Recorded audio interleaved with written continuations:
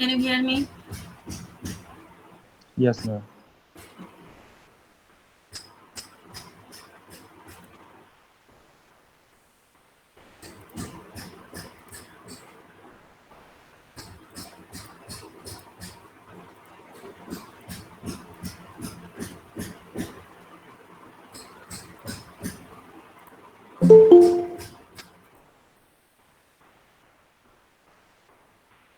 Can you see the screen?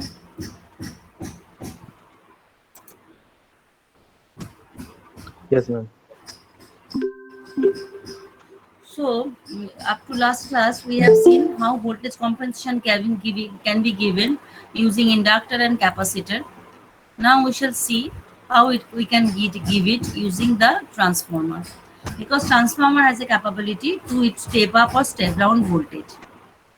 But we must remember, whenever we are inserting a transformer in the system, transformer actually a lagging power device. So actually we are inviting more inductive power problem in the system. But still it is required. Transformer is required for power system operation.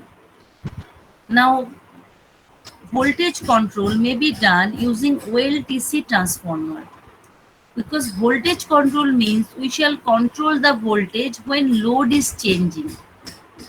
So for normal transformer, whatever the voltage available at the primary side, that can be stepped up or stepped down at the secondary side depending on the number of turns available in that transformer or trans ratio of the transformer.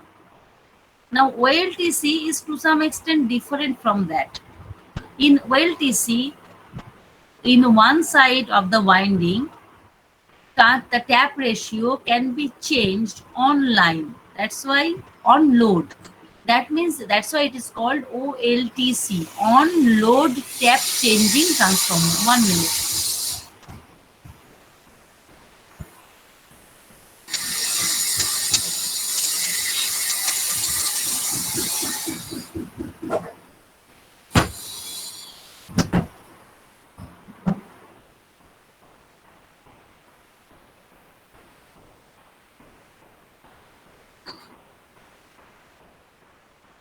So why OLTC is required? Because we want to change the modify the reactive power during the load change at the receiving end of the transmission line. And voltage control means we shall keep the voltage drop constant with variation in load. That means whatever be the load at receiving end, voltage drop across the transmission line will be constant. For that reason only, the receiving end power voltage will be constant. So OLTC actually there are taps, number of taps in the high voltage side of the transformer. Why in high voltage side? Because this tap changing will be on load and load is huge. So in HT side of the transformer, the current is quite lesser than the LT side or low voltage side of the transformer. Because in transformer, KVA is same on both the side. So for that reason, taps are generally provided on the HT side so that current is lesser, because when you are opening a tap and connecting to opening the connection and connecting it with the new tap, so there will be a change of flashover, change of chance of arcing. So there are technicalities for that. Still there is a chance. So to avoid that, always taps are provided on the high voltage side. So here, as you can see, on the sending end, there is tap. There should be a step up transformer. So tap is on line side. Similarly, at receiving end, there will be step down transformer.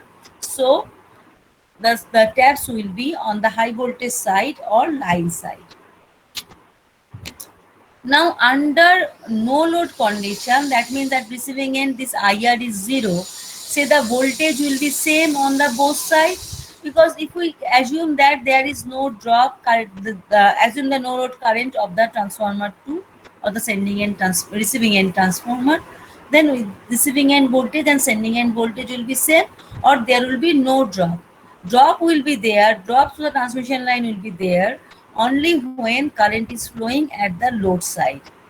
When current is flowing on the load side IR, then corresponding current will I phi will flow in the line side. You must remember, power, if the power factor angle of at receiving end is phi r, then this I and IR are not same, because in between them there is a transformer.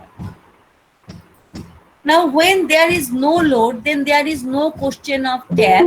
So in that case, obviously that is normal trans ratio. So TS is 1 or 100%. So 100% tapping means actually original trans ratio of the transformer.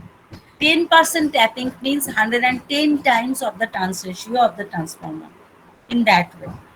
So generally 1.5 to 0.95 to 1.5 per unit taps are possible, available in transformer. And taps are controlled in such a way that the tap ratio, this TS/TR, product of this TS/TR is always 1. They should be reciprocal to each other. That means always, if it is on higher side, it should be on lower side. Now you see, under no load condition, that means there is no issue of voltage drop. Then at sending end or sending end, the trans ratio will be only NS. Then what is the voltage on the high voltage side? That is V1. So Vs by 1 equal to V1 by Ns. That does not mean that tap ratio is 1:10 or 1:5 like that. Actually, if the trans ratio is 10:1000, then it is made 1:100 in that way. It is always 1 something, because HT side has higher tap ratio, trans ratio. So NSTS will be always more than 1. Similarly here, NRTR will be more than 1. Have you understood? Yes, ma'am. So at no load, Vs by 1 will be V1 by Ns. V1 is the secondary side voltage, and V1 is all again E. Okay, then V1 equal to NSVS or E. Similarly, at receiving end, V2 by NR, because TR is 100% or 1 in that case, equal to VR by 1. From there, we can get relationship between NR, VR and D. Actually, here we want to get one expression of TS and TR, so that no load to full load voltage drop will be same. Then V1 and V2 will obviously same, that is equal to E, but that we can relate with the primary side voltage also at receiving end as well as sending end, that is NSVS equal to NRTR. That we can derive from equation 1 and 2. Then at loaded condition, when receiving end is loaded with the transmission with the current I, then say SR equal to PR plus JQR. Obviously, in that case, when load is there, then there will be a drop in the transmission line. Then this voltage on both sides of the line will not be E, but somewhat different from E. Say at sending end it is V1 and receiving end it is V2. Then obviously V1 and V2 are not same, as there is a voltage drop in the transmission line. So V1 minus V2 is the voltage drop. So del V is the voltage drop, V1 minus V2. It is no longer V1 equal to V2 as it was at no load condition. Now tap ratios are always so chosen as that TS equal to 1 by T1. They are always reciprocal to each other. Now for short line, we have seen in our power system planning design class, for short line, voltage drop equal to IRR cos phi r, IRX sin phi r. If you remember, if you revisit it or can remember, this I is the magnitude of current, because taking the starting from the phasor diagram of the voltage and current for short transmission line, we have got this expression, and this expression, this term is positive, the second term is additive when the power factor is the lagging, right? So actually this is the current to the transmission line. So the power factor, the voltage drop is IRR cos phi r, IRX sin phi r. But here phi r means phi because there is a transformer in between them. So we have to find the relationship between phi and phi r. Actually here phi r is, actually here phi r is here. But if we assume this transformer as lossless, then obviously there is no power drop in the transmission transformer. In that case, phi r will be equal to phi. But that does not mean I will be equal to IR because there is substantial trans ratio in between primary and secondary. So there, in that case, there will be a definite relationship between I and IR, but they will not be same. But the power factor will be same as their transformer is more or less lossless as compared to the power transfer to the transmission line. Have you understood this one?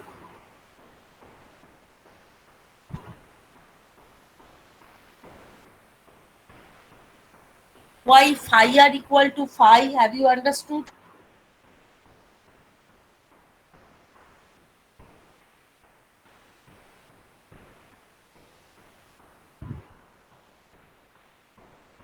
Why phi r equal to phi? Have you understood? Yes, ma'am. Phi r equal to phi, we can only assume if we consider the loss negligible. In loss in the transformer is negligible. Otherwise, always there will be a difference between phi r and phi. Here we are assuming that transformer at receiving end are not modifying power transfer power factor from primary side to secondary side. So this can only happen if the transformer is assumed to be lossless. No transformer is lossless obviously, but the loss is very small as compared to power transferred. So we may assume that one. At the same time, I can never be equal to IR because there is huge trans ratio in the transformer. So I is, since HT side current is I, LT side current is IR, then obviously I will be less than IR, right? I will be less than IR or not? Yes, ma'am. Yes, sir. So here, assuming transformer to be lossless, we can write this expression. So that I have written, where phi r is the power factor of the load, it is positive for lagging load.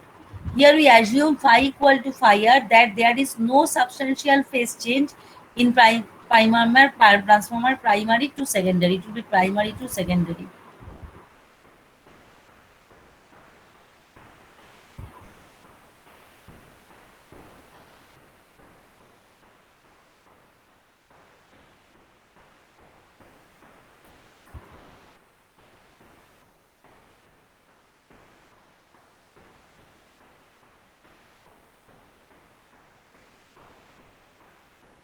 Now you read this. When where phi r is the power factor of load, it is possible for it is positive for lagging load. Here we assume phi equal to phi r, that there is no substantial phase change in transformer from primary to secondary. From it you can write, then it will be further clear.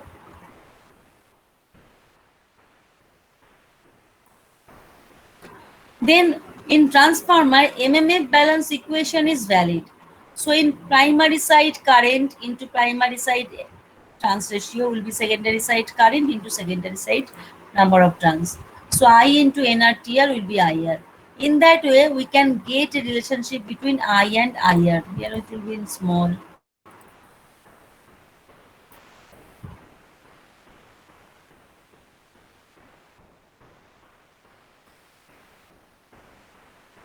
Then if we substitute I in equation 5, why this relation is required? Why I'm using this one? Because we are interested to control the voltage when load is changing. Load is dependent directly on IR, not in I. That's why this relationship is required. So del V we have got, for del V we have got an expression in 5, but we can modify the equation 5 with with the IR instead of I. I is the line current, IR is the receiving end current. So just substitute I there, then we get the equation 6. Now you see, PR is VRIR cos phi r and QR is the VRIR sin phi r. This is valid for at receiving end, for any load at receiving end. So magnitude IR cos phi r and magnitude IR sin phi r can be replaced by QR by VR in that way. So in that way, QR by VR will be IR sin phi r, PR by VR will be IR cos phi r. So this was the expression IR cos phi r into R by NRTR, IR sin phi r into X by NRTR equal to del V. Now IR cos phi r we can replace by some expression of PR so that we can get direct relationship with load instead of current, because load is directly known to us.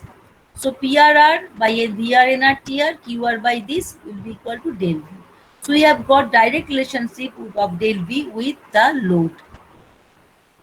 At loaded condition, obviously the tap of nominal tap ratio to a TS will come into picture. You must remember this NS is the nominal tap turns ratio and TS is called off nominal tap ratio, by which you are modifying the turns. So off nominal tap ratio 100% means the normal turn, that means NS. Off nominal tap ratio 1.05 means you are modifying the tap ratio 105 times in that way. So at receiving end, now it is NSTS. Sorry, at sending end it is NSTS, at receiving end it is NRTS. So from there we can get the expression of V1 and V2 in terms of VR and VS. Now equation 7, and then del V we can write in terms of V1 and V2. So V1, V2 we have got, so we can subtract, we can get. Now 7 and E2 only the different expressions of del V, we have got it from the different side. So here this is the thing, this is the equation.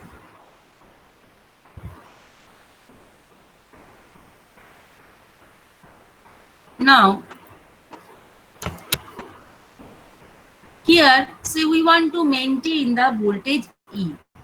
So you know NSVS NRVR equal to E. So from there we can get one expression of TS. This mathematical derivation you can do.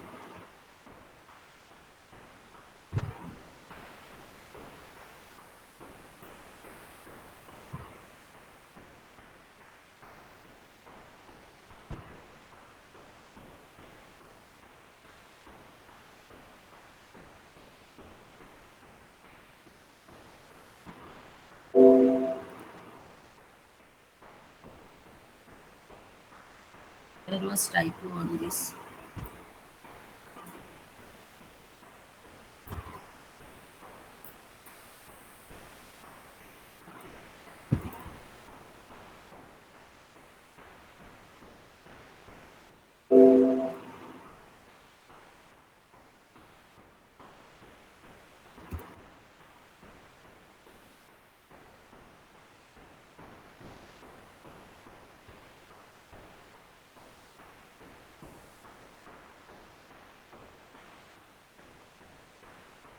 Now it is nothing but only the mathematical manipulation.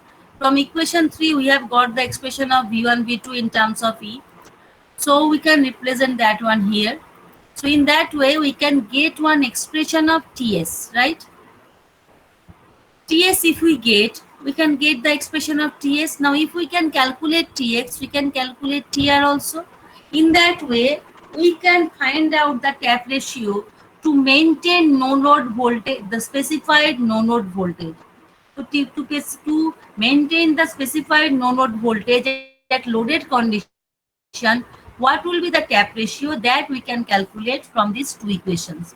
So in this way, we can maintain the no load voltage, but still we can improve the voltage obviously by using transformer. But I am repeating, whenever we are using transformer, we are inviting the reactive power problem in the transmission line.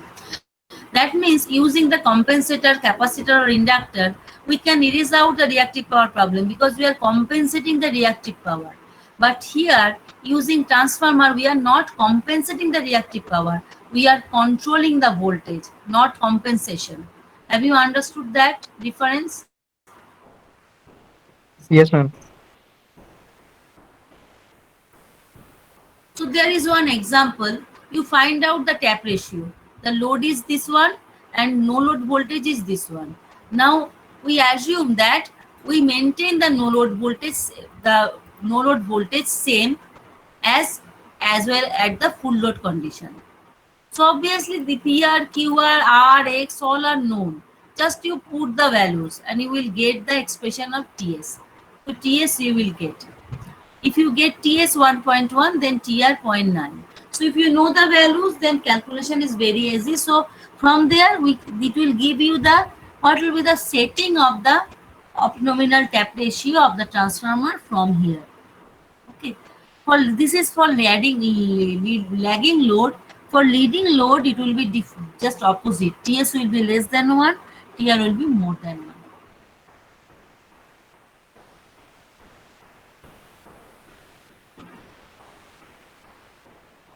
I have written here with red color. It would need excessively large tap ratios if you require delta V runs, because this thing can be done only for small variation in del V. For large variation of del V, transformer cannot cater because you are changing only from plus minus 5% tap ratio. With plus minus 5% tap ratio, you cannot change wide range of cannot control wide range of voltage. So it is possible feasible only for smaller range of voltage. Still, it is application is sound. It is found applied everywhere in our power transmission system. This example I have not explained. It is only the put the equation and get the result. So you do it yourself. Next is booster transformer. What is booster transformer? Booster transformer is we use it very locally. When the OLTC is become very costly, then we can use booster transformer. What is booster transformer? Actually, say at any point you are getting voltage 350 kV, but your desired voltage is 400. So you can use OLTC, but OLTC is very costly. Okay, this booster transformer is less costly. So if at this node you need 400 volt, then what you can do? You can add plus 10, sorry, plus 50, then directly you can get it. That thing is done using booster transformer. So instead of that one, you can use secondary of a transformer to add that 50 volt, and that secondary should be supplied from some primary in this way, right? So this is the concept of booster transformer.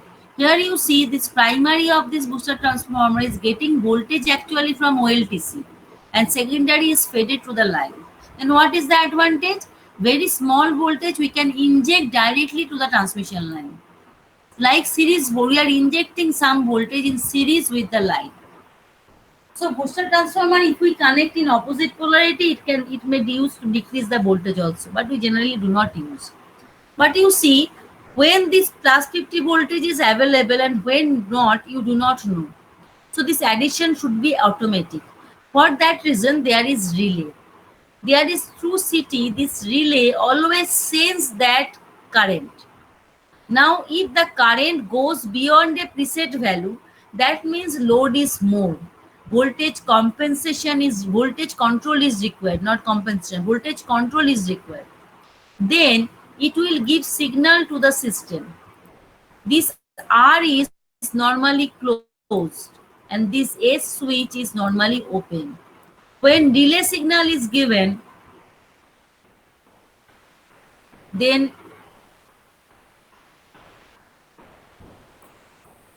R become NO and S become NC. So booster transformer will come into operation automatically. Understood?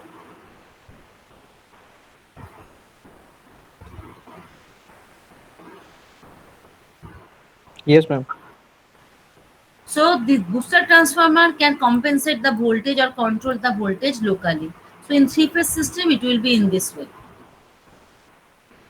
Then what is the advantage? No effect of on the main transformer for any problem in booster transformer. Actually, booster transformer is used for low rating.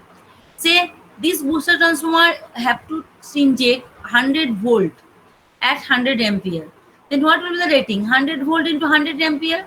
But if you use a parallel volt OLTC will be in parallel. So you have to inject, you have to step up the voltage corresponds to the total voltage level of the line. So if the line voltage level is 33 kV, so then we have to step up the voltage corresponds to 33 kV. So rating of that OLTC will be 33 kV into 100. So rating is much higher, so it is very costly.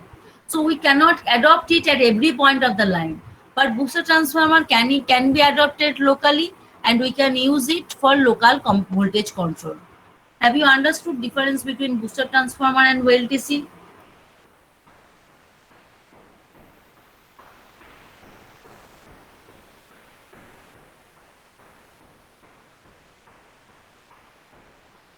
Yes, ma'am. So that is the end of voltage control. Let us start power circle diagram.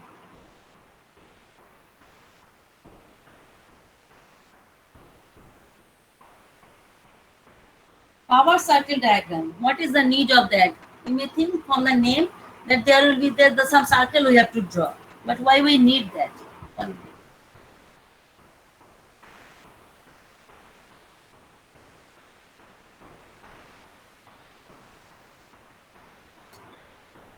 What you have learned in your power system planning design class. In power system planning design class, throughout the semester, you have learned how to calculate inductance capacitance of the line. Next, what will be the voltage at the sending end, voltage and current at the sending end of the line? Why it is required? Because the load to be catered at the receiving end of the transmission line is fixed, because power system has to cater the load, has to supply that load to receiving end. Now to supply that load at the receiving end, what voltage is to be maintained at sending end, that is required. Because in that way you will set your generation, or you will set your transmission voltage level at sending end. So that is required. Why current calculation at sending end is required? That is required to calculate the efficiency of the line. Why? Because efficiency should be more than 95%, because maximum 5% loss is allowed to the transmission line. Consumer will only pay for the power that they are consuming, not for the loss. So if the loss is more, then that will be a economic loss from the power generating company. So that should not be allowed. So for that reason, every time this estimation is required, whether this power transmission will be possible or not, we are starting from the receiving end. When we have we were doing the calculation for power system planning design class, we have started calculation from receiving end and reached the sending end. But actually the things are just opposite. We are setting the sending end power, then we are getting some power at receiving end.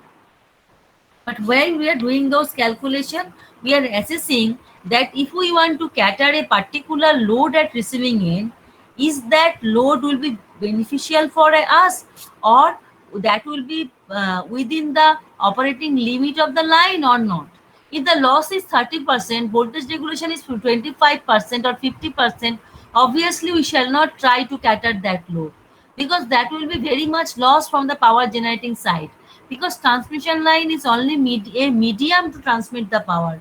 It does not pay anything to the power generating stations. So for that reason, every time this assessment is very much required, whether there is a power transmission through a transmission line is feasible or not. So that we have calculated using this equation every time to calculate sending end voltage in our power system planning design class. And if we use the next equation, that I have not written, IS equal to CVR and plus DIR, we can calculate voltage current both. Then we can calculate efficiency, voltage regulation, whatever is required. But the thing is that when load is changing, then if the VR and VS are kept constant, then IR will be changed. So if IR is changing, then everything VS and VR is changing at every time. So if VS VR is changing, then power is changing. So for any change in load, you have to calculate the total thing again. So it is very rigorous, very tedious job. So to avoid that, to assess whether there is a feasibility to cater a power or not, we can take the help of some graphical method that is called power circle diagram. Then from some graphs, we can easily assess whether a power transmission will be feasible or not. Rigorous calculation will not be required. That is the use of power circle diagram. So here in equation 1, actually every components are the complex quantity. We assume receiving end power as the reference phasor, that's receiving end voltage as the reference phasor, then it is VR at an angle 0 degree or simple VR. ABCD parameters are also complex quantity. So we can represent them by their magnitude and angle. So A can be written magnitude of A at an angle alpha, B can be written magnitude of B at an angle beta. And power transfer is possible only when sending end voltage is leading from receiving end. So if the VR is at an angle 0, then VS must be some angle leading from VR. Let us assume that angle is delta. So VR is the reference phasor. Why I have taken VR as the reference phasor? We want to calculate complex power. So complex power is VR IR conjugate or V conjugate I. So if VR is the reference phasor, then IR will be either in first quadrant or in fourth quadrant. That's why the power phasor that we want to calculate, that for that voltage or current should be the reference phasor. Here voltage is the reference phasor, so VR is the reference phasor. Now we are interested to find out complex equation of complex power. Then we want to find out what will be the locus of that complex power, how that complex power will vary with some change in operating condition. So IR is this one. So you just put the complex quantities with magnitude and angle. Then we can write this one. Everything I have written in the magnitude and angle form. So simply the first term becomes Vs by magnitude of Vs by B. When angles are in numerator and denominator, then they will be subtractive. So at an angle delta minus beta. Similarly, for the second term, minus because there was minus term here. Minus A VR by B is the magnitude and angle is alpha minus beta. Have you understood up to this? Yes, ma'am.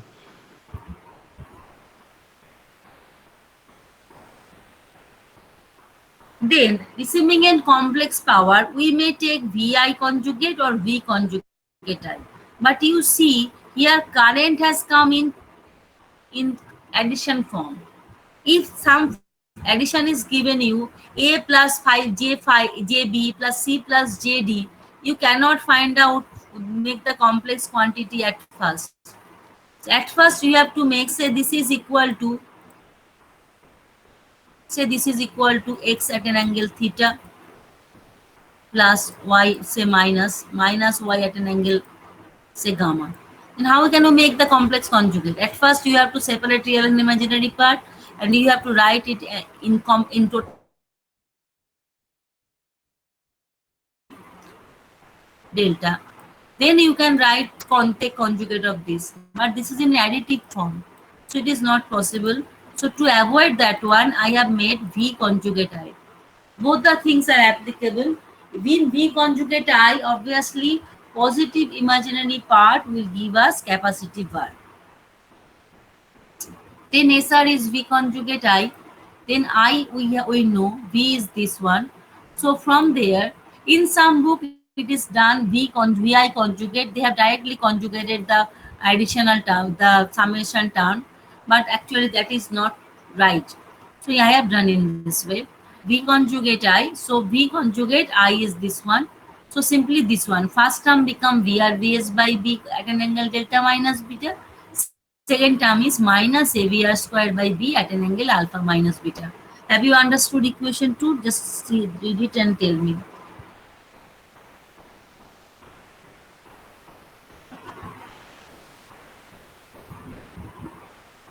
Ma'am, can you please repeat this part again? Means how we have taken the complex power as V conjugate product I, not V V conjugate into. I we can take because I think I have discussed in first class.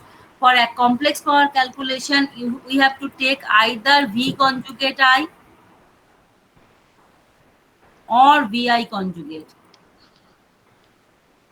right? If we take this one, then positive imaginary part will give us capacitive part. Can you remember this one or not? Yes, yes, ma'am, yes, ma'am. Right? So here I have taken V conjugate I. Why? Because I is in summation form. I cannot take I conjugate because I cannot make conjugate of this. Right? For conjugate, to get the conjugate of one complex number, we need its magnitude and angle. So to get magnitude and angle, at first we have to make the this subtraction, and this I am doing all these things with variable, so we cannot do that one. So to avoid that, I have used V conjugate I. We can do it. Got it? Yes, ma'am. So only thing we have to remember, when we are using V conjugate I, then positive imaginary part means the capacitive part, right? So V conjugate I. So here I have V conjugate is very easy because VR at an angle 0. So conjugate will be VR at an angle 0. So we can simply get the equation 2. So this is the equation of complex power at receiving end. Now you see, if I separate the real and imaginary part, actually you want to find out locus of SR with change in delta. So how we can get that one? So for that, I have separate real and imaginary part. Let us consider the real part at first. So cos component will give us the real part. So PR equal to this one. Now generally beta is greater than delta. So it is better to write beta minus delta form. So cos of minus of beta minus delta. So cos of minus theta means cos theta.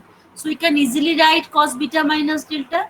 In the same way, cos beta minus alpha. Cos alpha minus beta is same as cos beta minus alpha. So we can get the real power equation in equation 3. Have you understood equation 3? Yes, ma'am. Now we have to think about the reactive part.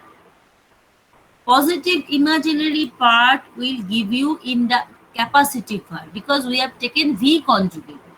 But we are interested in inductive part because we know in the power system all the powers are generally inductive. Now if we want to write the Q in inductive var form, then Q should be minus of the imaginary part because positive imaginary part will give you the capacitive var. Have you understood this? The expression of Q var. Yes, ma'am. So when I am writing minus Q var, whatever value comes, if it is positive, then it is inductive. If it is negative, then it is capacitive. Let me explain. Say this term has come for one calculation P3 plus J4. For another calculation, for some other example, 5 minus J6. Now I have written minus imaginary of this. So minus imaginary. So for first case, it will give you minus of minus plus J4. So minus 4. For the next case, minus of minus J6. So plus 6. So here minus term is written. So positive means inductive. So plus 6 will be inductive. Minus 4 is capacitive. So it is same as the earlier. Have you got it? There is no discrepancy in these two.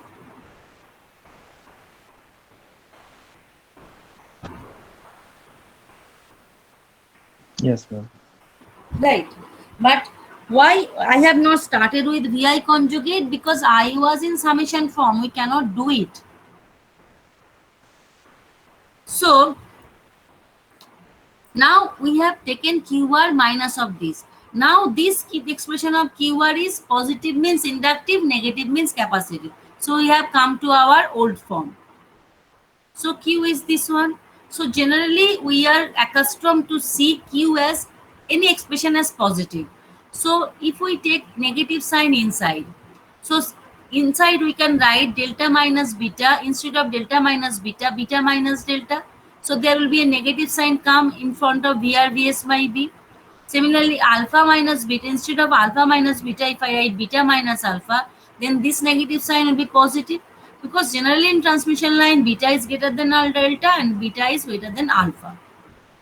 Now, if we include negative sign within the bracket, then obviously minus minus plus, so Q will be VR Vs by B sine beta minus delta. This minus plus minus minus AVR square by B sine beta minus alpha. So here this Q positive means inductive.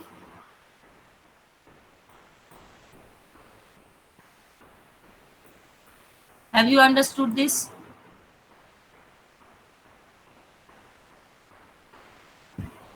Yes, ma'am. Now let us find out the locus of SR, where delta is the only variable. Why delta is the only variable? Beta is the angle of B. B is the constant on transmission line. B is the Z. If we take the nominal pi model, so it is constant for a transmission line. B is constant. Similarly, A is also constant. Magnitude of A, magnitude of V is constant. So if I kept magnitude of VR and magnitude of Vs constant, then obviously delta is the only variable. Other are constant. If we keep magnitude of voltage at both the end fixed by any means, then obviously from this equation, this is the equation of PR. So if we want to eliminate delta, we can make cos square beta minus delta plus sin square beta minus delta. Then delta will be eliminated.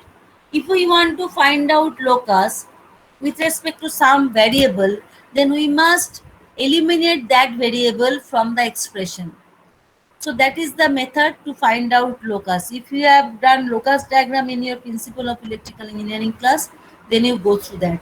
Here you have done the locus of impedance, locus of current, of those. Then this is the expression of P. So we can write P minus plus AVR square by B cos beta minus alpha equal to something into cos beta minus delta. So in this way. Similarly for QR also, we have taken cos beta minus delta and sin beta minus delta in right hand side by any means. Because then if we square and add them, we can eliminate cos and sin term, right? So in that way, if we square and add them, then cos term, beta minus delta term will be eliminated. Then we get an expression. Then when delta is the only variable, then how P will be vary with that? P and Q will be vary in a circle. Why? Because it is, if P we plot in x-axis, then x plus a whole square. Y if we plot Q in y-axis, then y plus b whole square is something c square. Is not it?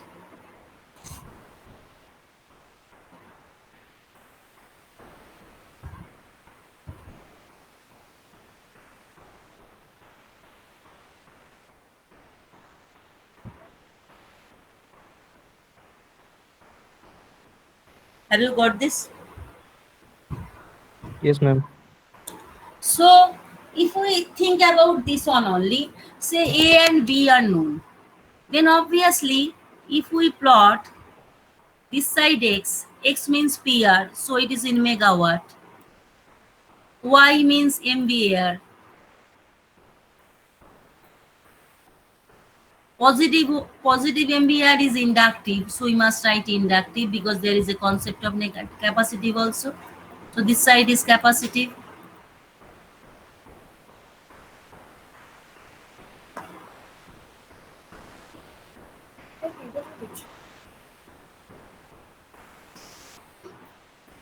MVR is capacity.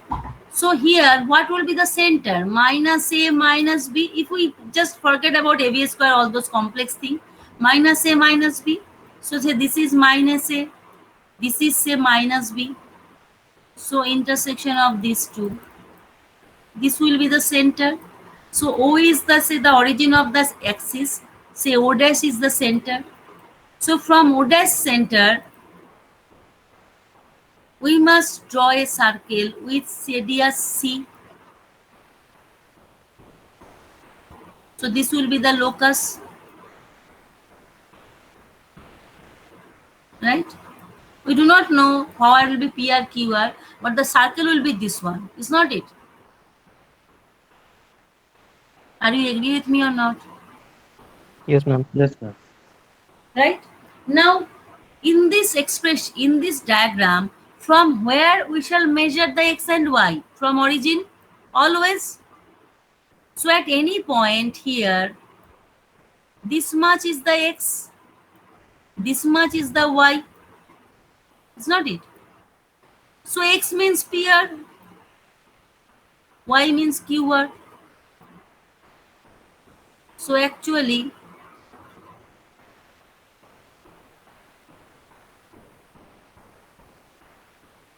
this will be the SR. Understood or not? Yes, ma'am. Now come to the actual thing, AVR square by B sine beta minus alpha. So I am discarding, no question. I am discarding this all this drawing.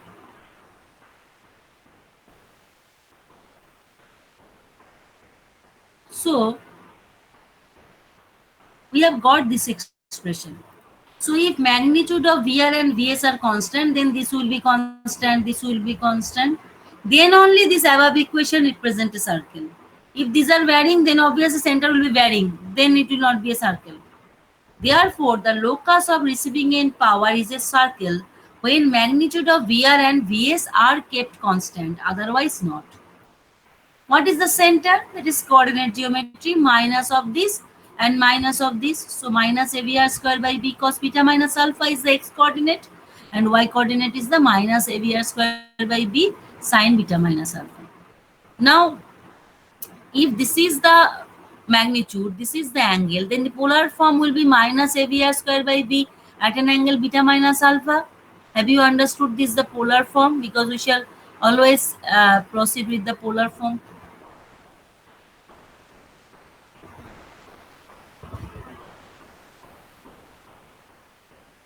Have you understood the polar form? Yes, yes, ma'am. Then what is the radius? VR VS by B. VR VS by B. This is the radius. So this is the circle. Let me draw myself. So only we know this much. The locus will be circle. Center is this one and radius is this one. Nothing more than that is required. So at first let us draw one set of axes. We want to draw power locus. So real axis will be the real power in megawatt. Imaginary axis will be the reactive power. So reactive power is MVAR.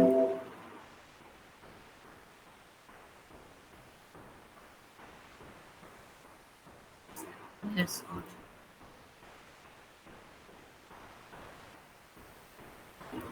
কি হলো দাঁড়াও দেখছি। It has gone, I do not know why.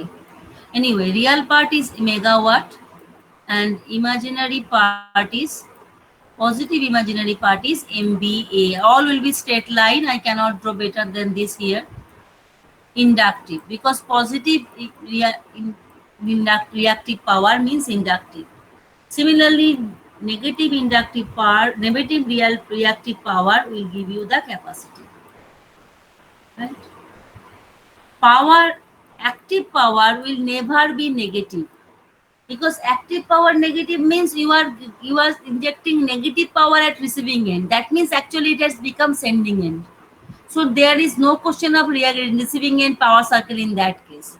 So the real power will never become negative in power circle diagram. Now center is this one, minus AVR square by B cos beta minus alpha, right?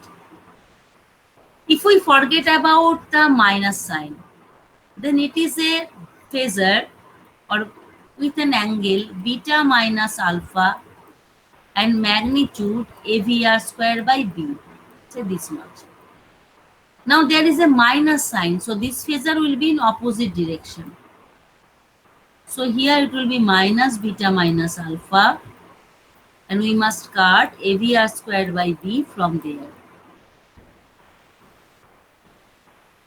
Understood how to locate the center?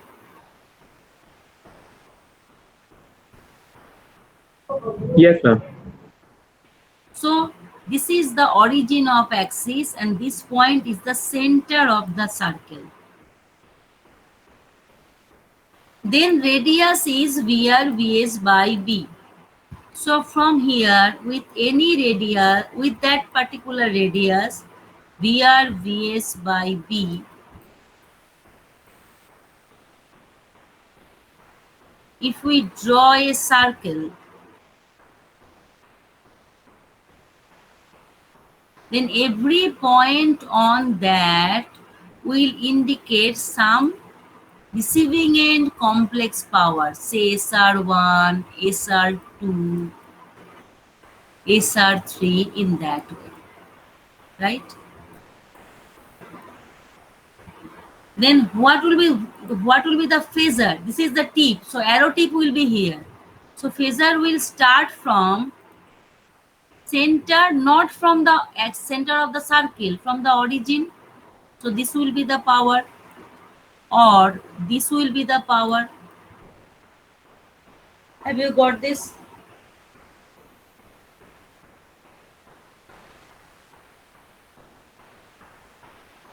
Yes, ma'am. When you draw any graph, when you measure something from graph, a circle, whatever, but if you want to find out coordinate of a point, we always calculate it from the origin. That means origin of the axis, not from the center of anything, in that way. So then what will be the real power? This much. What will be the imaginary power? This much, right? So in this way we can get.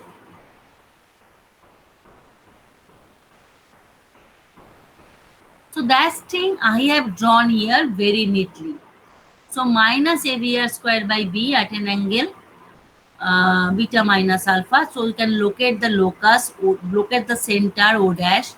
With O dash center, with radius VR VS by B, we can draw a circle shown by purple color, and any point on that locus will be the tip of apparent power at receiving end, that is shown by SR, and that is SR and shown by the blue color. Understood this much? Yes, ma'am. And you see, real axis projection at every time give you the real power. Similarly, imaginary axis projection, I forgot to write here, this will give you the reactive power, right? So in this way, we can get the real and reactive power every time. Now here, from here, we cannot locate the delta. Where has delta gone? Delta is somewhere there. Then we have to identify where is the delta. Let us find out that one right now. We have already got these two expression, active power and reactive power. And obviously the positive imaginary part, positive value of equation 4 indicate the inductive power.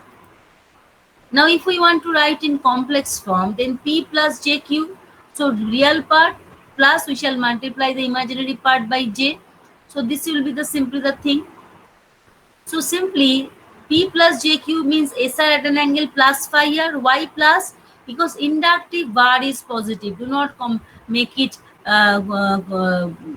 do not get confused with the area impedance. For capacitive circuit, impedance is the negative, current is leading. Okay, and here we have taken inductive bar as positive. So not that the current will be lagging. Here inductive bar is positive, so inductive reactive power will be positive, or well, not lagging, not I shall write, say leading, it is lagging, but inductive bar is positive, so SR at an angle plus phi r. So there will be two phasor equal to SR at an angle phi r. VR VS by B at an angle beta minus delta minus AVR square by B at an angle beta minus alpha. Positive value of phi indicate lagging power factor at receiving end. So if we take this A, we want to make everything positive. So negative term, if we can bring on left hand side, so AVR square by B at an angle beta minus alpha plus SR phi r equal to VR VS by B at an angle beta minus delta. Now all are these are some phasors. So this is the thing. So if I write phasor form, then AVR square by B plus SR will be VR VS by B. We have already got the three parts. Now if we go give the arrow sign, then AVR square by phasor will be added with the SR phasor to get the VR VS by B phasor.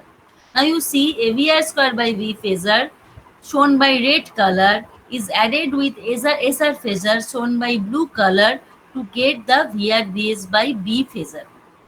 So have you identified these phasors? Can you identify yourself?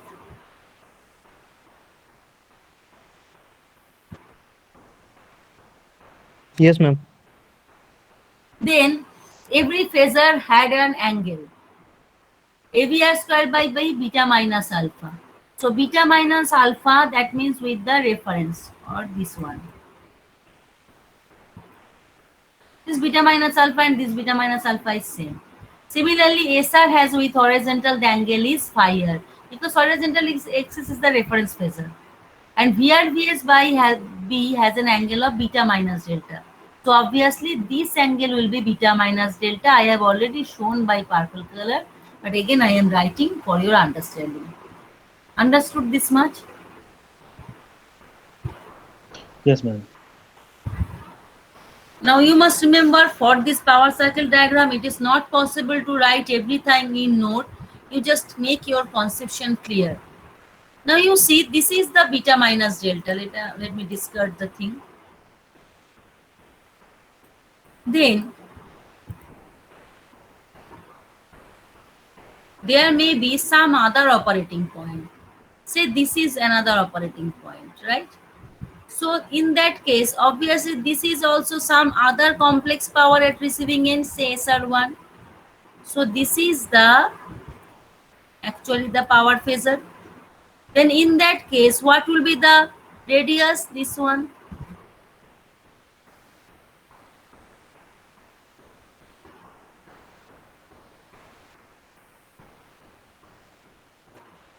Right?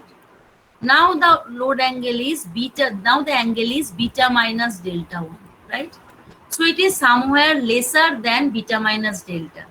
Then obviously delta 1 is more than delta. Right? So delta 1, you can see what is the active power at SR1? Say PR1. Real power axis projection of SR1. Then obviously PR1 is more than PR. And delta 1 is more than delta. So to cater higher power, we need higher value of delta. Right? And every time, what is the value of delta we can calculate. From the graph, we can measure beta minus delta. Beta is known, so we can calculate delta. Understood this much?